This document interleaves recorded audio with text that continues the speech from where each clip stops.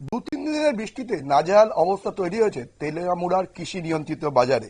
আজকে কৃষকরা বিভিন্ন জায়গা থেকে তাদের কৃষি সামগ্রী নিয়ে আসেন বাজারে এবং তার পাশাপাশি ক্রেতারাও কিনতে এসেছিলেন বাজারে, কিন্তু জল কাদার মধ্যে পরিস্থিতি ভয়াবহ হয়ে যায়, যা চারিদিকে ফসল জলের কাদার মধ্যে পড়ে নষ্ট হতে থাকে।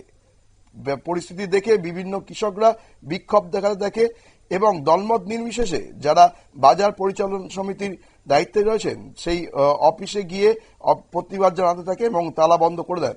গোটা বিষয় সম্বন্ধে অবগত হওয়ার পর কৃষি তত্ত্বাবধায়ক সহ একাধিক কৃষি আধিকারিক ঘটনাস্থলে ছুটে আসেন এবং কৃষকদের সাথে কথা বলে পরিস্থিতি নিয়ন্ত্রণের চেষ্টা করেন। কৃষকদের বক্তব্য, অত্যাধুনিক বাজার সেট তৈরি করা হয়েছে ঠিকই, কিন্তু বিভিন্ন অংশে কৃষকরা যাতে দূরদূরান্ত থেকে কৃষিজাত সামগ্রী নিয়ে আসবেন তাদের জন্য বিকল্প কোনো ব্যবস্থা করা হয়নি। এর ফলে বৃষ্টি হলেই সমস্যা হচ্ছে বাজারে এবং কাদার ফলে কৃষকদের পণ্য সামগ্রী নষ্ট হয়ে যাচ্ছে। এই বিষয়ে কি জানালেন কৃষি আধিকারিক, শুনে নেব তার বক্তব্য। এটা একটা মার্কেটের, দেখেন এখানে বড় একটা মার্কেটে একটা বিল্ডিং উঠতেছে। এটা কৃষকের স্বার্থেই কিন্তু আমরা এই মার্কেটের বিল্ডিং হইতেছে 3.5 কোটি টাকা করে। এরপরে এখানে এই মার্কেট বিল্ডিংটার পাশে এখানের একটা সাবসেন্টারি একটা বিল্ডিং উঠতেছে, ঠিক আছে। তো এই যে বিল্ডিংটা উঠতেছে, এটার জন্য রোড ব্লক হইতেছে, ড্রেন ব্লক হইতেছে, ঠিক আছে। এখানে আমাদের একটা কমিটি আছে।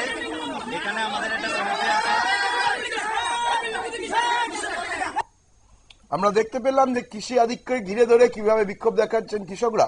আজকের এই ঘটনার পরে তারা আরো বেশি ক্ষেপে উঠেছেন। তারা জানিয়েছেন যদি আগামী দিনে বাজারকে ঠিক করার কোনো ব্যবস্থা প্রশাসনের তরফ থেকে না নেওয়া হয় তাহলে তারা সবজি নিয়ে জাতীয় সড়কের ওপরেই বেচাকেনা করবেন। বিষয়কে কেন্দ্র করে তীব্র উত্তেজনার সৃষ্টি হয়েছে তেলিয়ামুড়ার কৃষি নিয়ন্ত্রিত বাজারে।